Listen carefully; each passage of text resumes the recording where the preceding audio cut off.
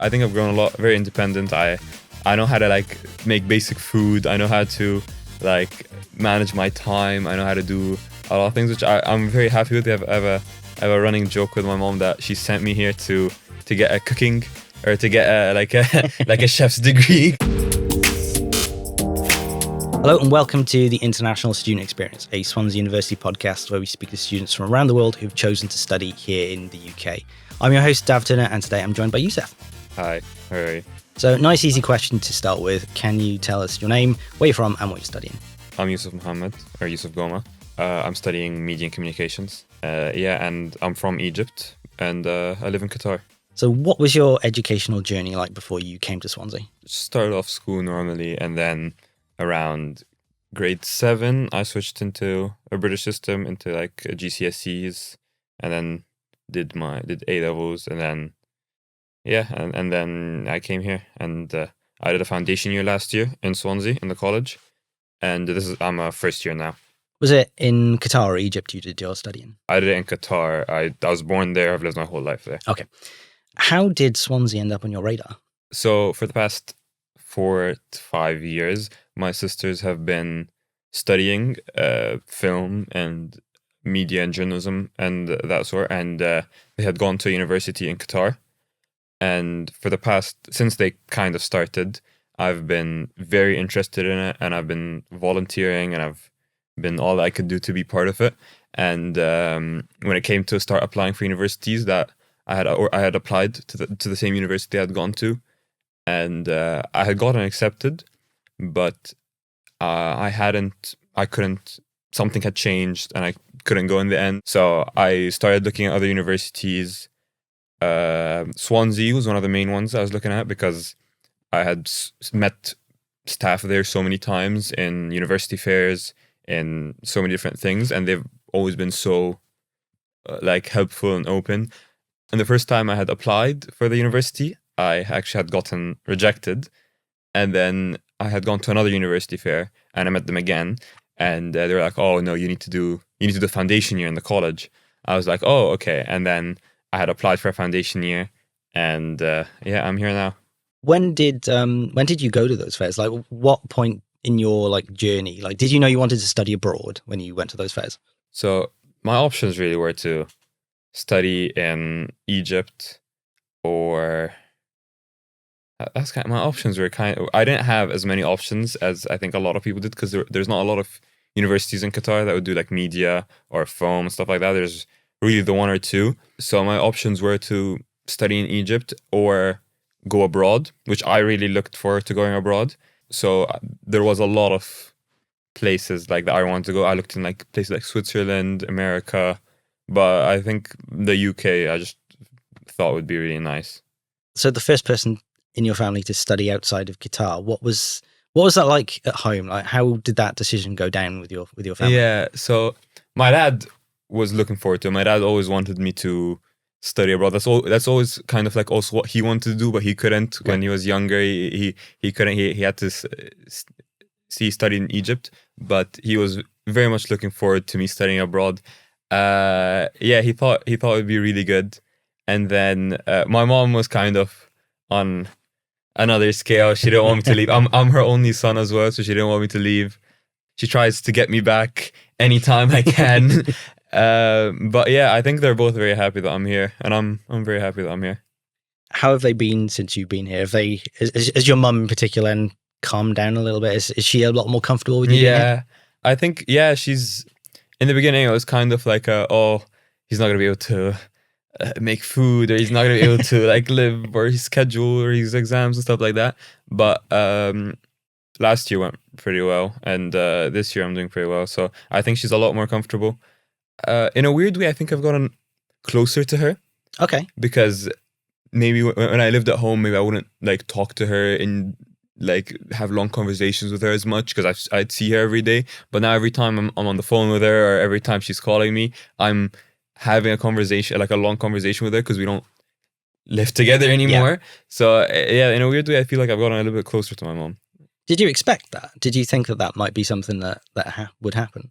No, because I've always had a very good relationship with my parents, thankfully, and I've always been very close to my dad, and I am very close to my mom, but I didn't think we were as close as, like, for example, me and my dad. And like, I'm close to my siblings, but I'm not very close to them to the point where I feel like we're like connected. But I did not expect that at all. But I'm very happy that I feel this way. What were your first days like? Because that social separation then must have been very difficult, because it's not like you're down the street or even in another town. You know, you're thousands of miles away. What was that like when you first came here and you were separated from family and friends? My first month here, I think the first 2 weeks, no, the first a few days, like less than a week, my dad had came with me. Okay.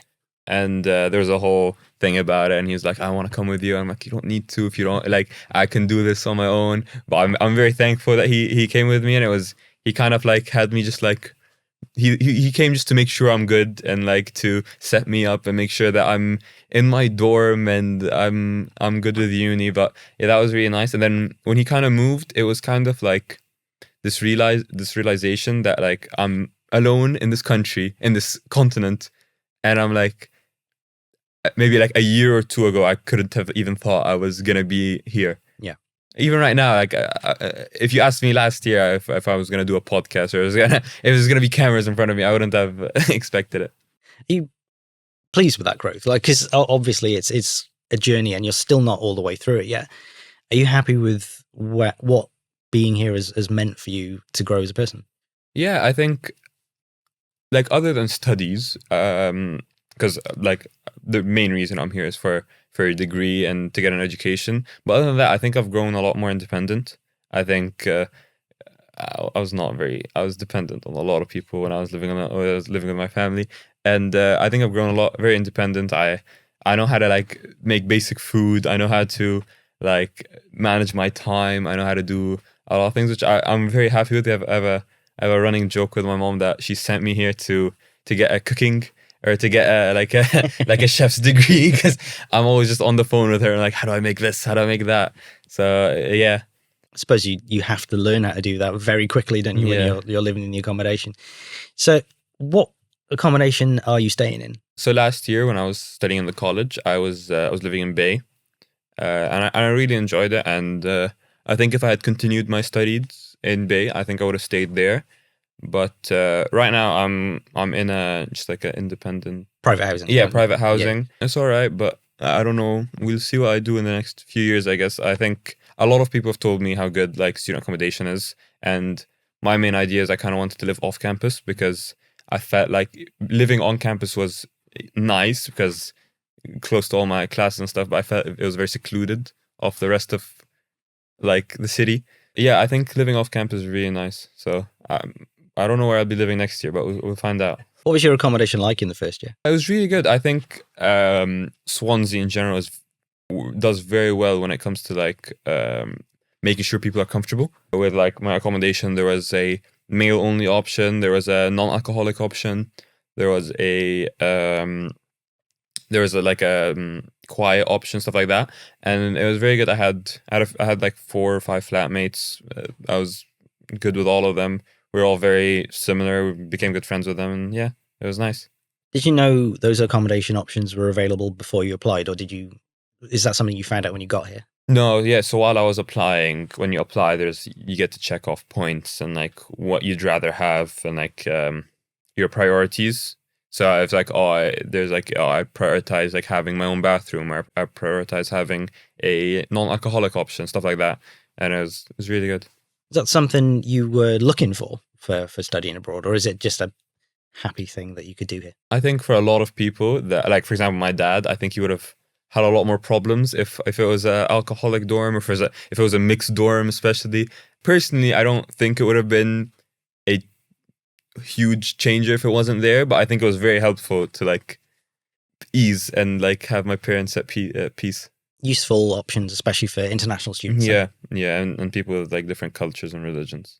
How did you settle in? Like, what were those first few weeks like? They were alright. I was kind of just like, it was just like a very mixed feeling of like being lost and like and like exploring. But yeah, my flatmates also came very very late in the year. They'd come a lot of their visas weren't done, and some people just weren't coming in. It was kind of just me and one other guy for the first like month or so, and then someone else came in, and then someone else came in, and by the end of the year, it was a whole flat. But it was a good first. It was very hard, but it was a good, very very first good month. How was it meeting people and making friends? Because, you know, if you're here entirely on your own in a new country, what is it like to try and force yourself to exist outside yourself, essentially? With socializing in general, I think I'm personally, I think I'm a very like extroverted person. I think I do like interacting with people, but in general, because I don't really like drink or go clubbing or like do like what a lot of people do here. I found it a little bit difficult because like it's not as easy to socialize with other people that you have like very different things you do in general. And yeah, so I think it is very different. I've met a few people and I've made some good friends, but I haven't really found myself like with my friends back home. I felt like I was kind of at home. I was kind of like with a group of people that I've like really trusted, and I know I'm not gonna have that in the first year, the first 2 years, but I just haven't felt that way yet. So we'll see what happens. Have you had any opportunities to like join any societies yet? Yeah, so the last year I was here, I didn't actually really know about societies that much. I just got told through like other people, like my flatmates or like other people in like classes, and they were like, oh yeah, this society, that society. And I joined a few societies. I joined the Arab Society, I joined the ISOC Society, the Islamic Association Society. I joined the Palestine Society this year. Yeah, and last year I didn't really go to any of the fairs or the society fairs and stuff like that, or the freshers fairs. And yeah, this year I went to them, and it was really nice. It was bigger than I expected. Was it surprised you how many different societies were available? Yeah, I think it's really good that so many different people and so many different cultures are trying to expand and make sure that like people who could feel lost are like finding people that they relate to in a way. I think it's very good. For example, like I saw like Korean societies, and I saw like the Arab societies are very good in general because there's so many different types of Arabs. But I think like people who could feel like they're alone are gonna use these societies to find more people similar to them. Is it quite nice to experience the different cultures and different countries that the university melting pot brings? Yeah, I really enjoy it. I think there's not as many like different cultures in Qatar. There's a few. There are people from very different parts of the world, but it's mostly just like Arabs. So I think it's very good. I think during the World Cup when I was there, it was very nice because I've met people from all around the world that I'd never like interacted with. I'd met people from Australia, I met people from Japan, I met people from different parts of the world. So it was very nice coming here. I think I think that kind of like trained me a little bit to come here to understand different cultures, to understand different people and I've enjoyed it. What have the people of Swansea been like since you've been here? My problem with that is I don't really know. I can't still tell the people of Swansea to the people of the rest of the UK. And I've kind of had a problem with that. And sometimes a professor would tell me, oh, they're from Swansea. And I could not have even thought of that. But the people here in general have been very friendly. I think my first few days here, when I was kind of just like lost in town, and this woman came out of her shop, and she's like, are you okay? And she's like, oh yeah. And she's like, oh, I'm looking for this place. And then she took me to that place, like just helpfully, like went out of her way. So like I think people here are very friendly, and the people in the university are also very friendly. Like I have nothing but good things to say about them. How's it compared to back home? Like, what are the people like? What's the pace of life like? I think people are also very friendly in Qatar and in Egypt, but I wouldn't be able to answer that question as well because I've never been in that situation there. I've never been like as lost or confused there, but I imagine that it would be well. Have you ever used any of like the professional services here or support services? Like, what have the staff been like? I haven't used any of the personal services as much, or I've barely used them, but I've spoken to my personal tutor a lot. She's been very helpful, Donna, and she's just been a very good help. Last year I had some problems with being homesick and just like a lot of stuff in general. And she was very helpful. She helped me talk it out. She helped me get back on track. It was very good. A lot of the international students that we have here do struggle with being homesick. You just mentioned that there. What was that like? Like, how did you get through that? I think in the beginning you don't realize that you're homesick. I think in the beginning you're just kind of like, you have a weird feeling. In the beginning you might feel a bit lost or confused, and then after you get through that feeling, you start feeling like something's still kind of off, which I feel like for me, I didn't realize it was being homesick, or I just thought something was off. And it took me a while to like realize that it was. But other than that, I think like I even had like professors who like may have seen like, oh, he's not maybe doing as well in one of these classes. Why is he not? So they take me onto the side or after classes, and they'd ask me and they'd talk to me personally, which I think was very helpful. And I really do appreciate that with a lot of the professors here.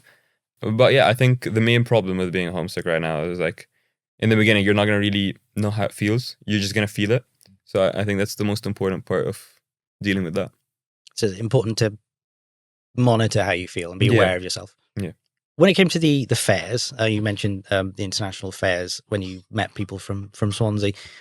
Like, who did you meet, and how important was it to have those personal relationships and meet people to begin with? So because the fair was in Qatar, I think Swansea had sent out people to these places that are of like Arab origin. I had met someone from staff. Her name was Shada, and she was very friendly, very helpful.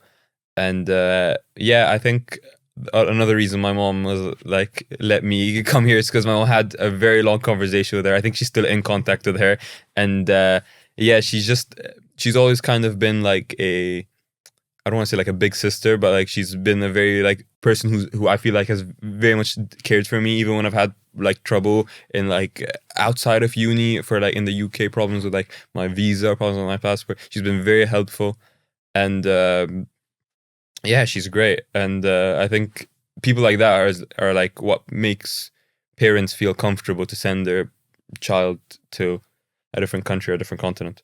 I think it's useful for other students to like start to build those relationships before they come here then. Yeah, I think it's important to not come fully empty-handed, to make sure you have at least one person, in the country. And and I even had a problem with a guardian, because when I came I was under 18, because last year I was 17, and I had to find a guardian, and I couldn't be a member of staff. It had to be someone I personally knew, and they had to be in the UK, and they had to be of a certain age. Right. And that was a very long process. And at the end, I had found a guardian, but I didn't really know them. I knew them, but I was not close to them. I didn't have any connection to them. So it was kind of, if I didn't have someone like Shada, or if I didn't have people in staff that were very helpful to me, I feel like I would have come alone, and I wouldn't have felt very good coming. So I think having someone like Shada by your side is so important to have with you.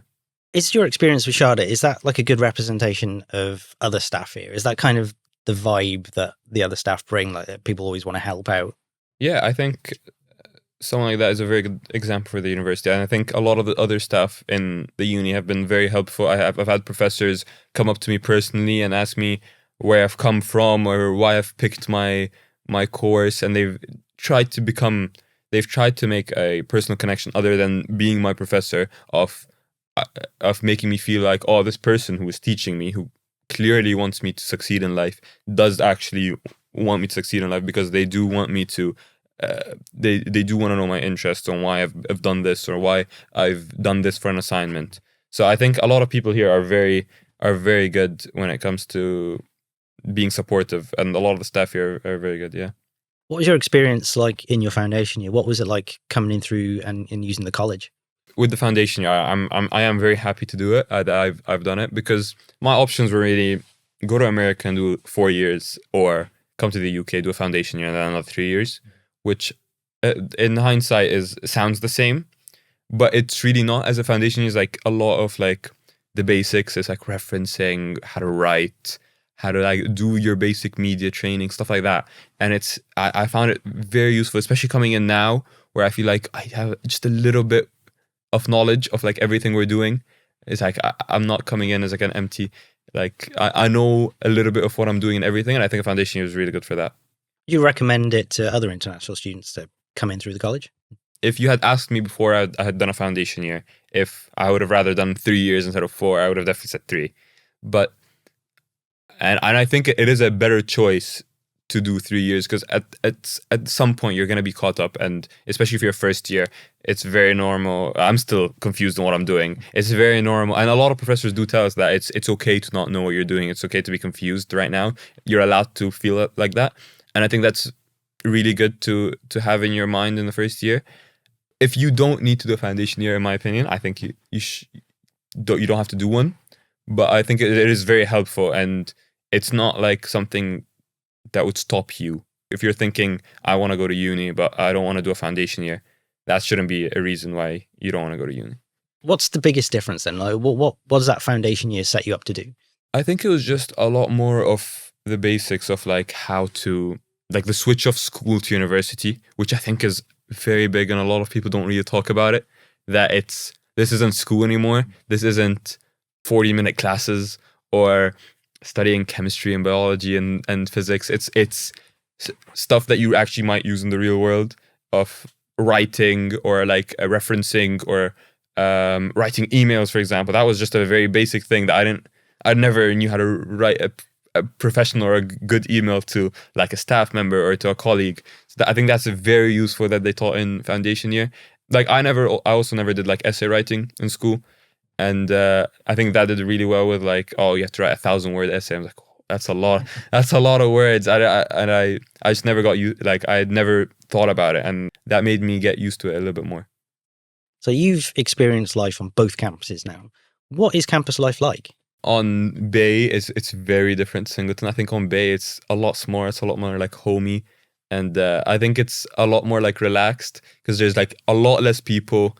Everything's a lot more condensed, so it's easy to find everything.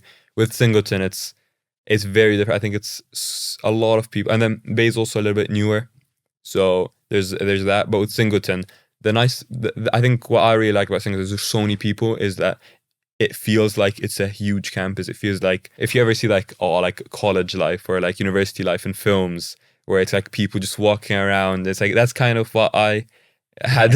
Like that was what was in my head coming. It was like to Singleton, which I really enjoy. But yeah, it's very big. I think the main problem with it is for first years, when they don't know where their classes are and they're just like walking around the entire campus, just figuring out where to go. But it's very nice. Have you ever used any of the faith spaces or prayer spaces on campus? Yeah, there's a mosque in Bay that I go to a lot, that when I lived there. It was really nice. I've heard there's a mosque here, but I actually don't. I still don't know where that is. The people here, especially with the Islamic Society, very, very helpful. Very like, they make you feel at home. They make you feel like it's okay. You're good.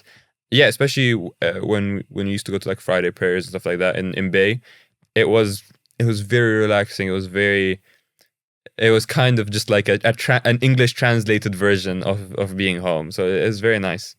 Is it a benefit to have spaces like that on campus? I think so, yeah. I think it makes people feel a lot more calmer. It makes people feel calmer, and people who are who care about the religion, and people who like do take like the religion seriously, it makes life a lot easier for them. Because if you have a lecture in an hour and you need to pray in this, it makes it a lot easier for them, and it makes life so much easier for everyone. So I think that's really good. So, yeah. The societies you're in, what sort of activities you've been able to do? For the Islamic Association, we do like football every week, which has been really nice. It's on Bay. We do every Friday. Like we book both pitches on Bay. And then we do a whole event there. It's been really nice. We do dinners. We do like male and female dinners, which has been really good. I think in the women's section, in the female side, there's like there's other activities. I don't really know about them, but there's been a lot of activities I've seen like through social media for the female side of that. And then with the Arab Society, we did a meet and greet for all like the new freshman students. It was really nice. We met a lot of new people. Yeah, and then sometimes we do like game nights, sometimes we do like cinema nights, stuff like that, and it's been really nice. It's just a nice way to like interact with people, especially when you find like, for me, like I don't go out every like Wednesday or like every weekend to go like drinking and stuff like that, and it's nice to know that there are so many more people that don't do that, so you can have something in common with them, which is really nice. Was that a surprise? Because completely different culture here in the UK. Was it a surprise to you that these spaces existed? A little bit. I always knew that there were a lot of like Muslims and a lot of people in the UK, and I know it's like a very worldwide thing.